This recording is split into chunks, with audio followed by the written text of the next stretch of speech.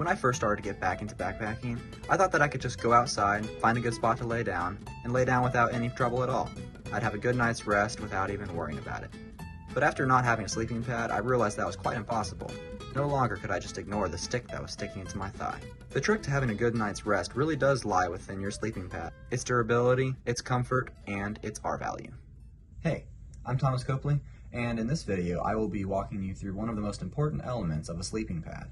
The R value. As a child, I remember backpacking or camping and I would sleep anywhere. My parents would pull out a cot or whatever they wanted to use for padding, and I would just lay down on the ground with just me and my sleeping bag. It didn't matter if I was laying on a rock or a stick, I didn't even seem to feel it. I would wake up the next morning and be just as energetic as ever. And I grew up in Idaho, which means that the winters get pretty cold. But I remember as a kid, me and my family would also go out and camp sometimes. But even then, all I remember is putting on some extra layers, going into my sleeping bag, and being fine for the whole night. Well, fast forward a few years and I'm a little older now, and as I tried to go back out and start backpacking again, I realized that it wasn't the same as it was before. What happened is I would just go out with my sleeping bag as before, as I remembered as a child, and I would go try to sleep wherever, and I would end up tossing and turning all night. I would actually notice the pebble or the stick that was jabbing me in the wrong place all night long, and I'd wake up frustrated because I couldn't sleep at all. Here's the thing.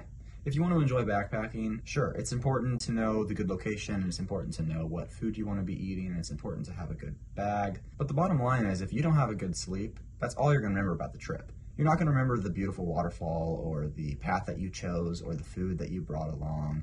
All you're going to remember is that you were miserable all night long. Look, you need to care about your sleep. I promise you that if you have a good night's sleep and you wake up refreshed, you're going to enjoy backpacking just that much more. And here's the thing, you have like two types of people. You've got the people that believe you should just go with nothing. The people that don't bring anything and they're super ultralight and they believe a sleeping pad is just a few more ounces that they can't afford. They say that if you have a pebble underneath you or something like that, you can either clear it out or you can just go find some leaves or moss or something. And hey, look, if that's you, kudos to you. I can't be like that. That can never be me. But if you can do that, then I wish I was more like you. But for the rest of us, those that actually care about our sleep, we've got to have something worked out. And the biggest thing that made an impact on my sleep outdoors was the sleeping pad. Now when it comes to sleeping pads, a lot of times people will know a whole lot less than they might know about a sleeping bag. A sleeping bag's pretty simple. You get one that's light enough to carry, you get one that's warm enough for what you need, and then you just go crawl inside of it. But when it comes to a sleeping pad, you might be thrown off. See, because you go onto the most popular website or whatever it happens to be, Nemo or Big Agnes, and you look at the prices and you're like, how in the world could a sleeping pad, something that you lay on, something that's like a cushion full of air, be $138. And the reason that they're so expensive is because they're trying to find the best way to use the best material to keep the weight down as much as possible while also providing you the support for comfortability and the warmth for night. In fact, sleeping pads are one of the biggest factors when it comes to how warm you are at night. When you sleep on the ground, almost all of your body heat is taken out into the cold ground. Now, if you're camping in the summer, then it's fine, I suppose. But when it's cold at night and the ground is cold, freezing even, it's going to suck all your body heat out of you, no matter what kind of sleeping bag you have. So when you finally saved up the right amount of money and you're looking for a good sleeping pad for a good price, it's going to last you a while and keep you warm, what do you look for? Well, that's where R value comes into play.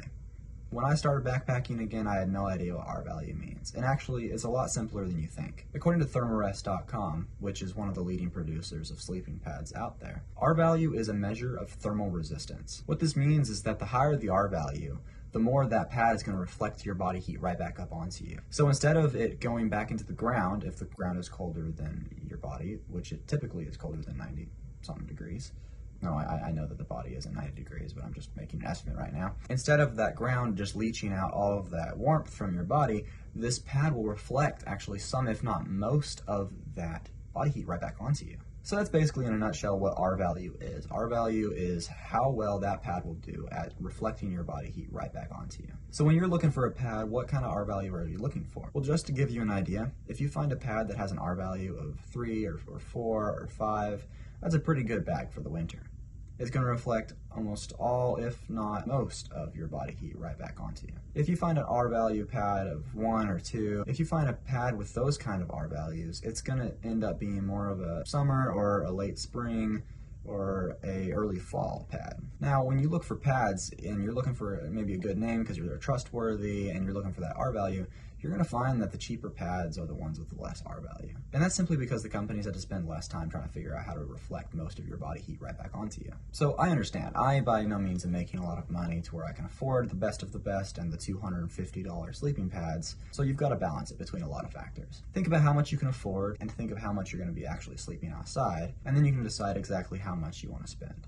The sleeping pad that I actually have currently, and the sleeping bag that you actually probably see in the video, is not the most expensive sleeping pad. It has an R value, I believe, of about 2. But the point is that my sleeping pad is not warm at all. I've borrowed a lot of sleeping pads. I've borrowed some really good sleeping pads from Big Agnes or from Nemo, and they're rated to like an R rating of like 4, and I was toasty warm all night. However, my sleeping bag is a little lower than I would want for you guys to look for if you're going to be camping in the winter. I do live in the south, and I haven't been camping for the past month or 2, simply because my sleeping pad is not rated for what it needs to be.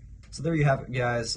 That's what R value is basically in a nutshell, and I hope it helps you out a little bit just trying to understand what you're looking for when you're going to buy a sleeping pad. I definitely recommend that you do buy a sleeping pad if you don't have anything at all. I guess that is the bottom line, that anything in between you and the ground will help a little bit, if not all the way that maybe a Nemo one would. But just get out there, find something that's going to work for a little while until you can afford maybe a little bit of a better one, and just spend that time outdoors. The more time that you spend outdoors yourself, the more time you're going to learn about what you like and what your preferences are, so that way you know what's going to fit you better when you're shopping. There's a lot more to it when you're looking at how to buy a sleeping pad, but I will be back soon with other videos on different aspects of the sleeping pad and exactly what you should be looking for altogether. But yeah, I'll see you outside.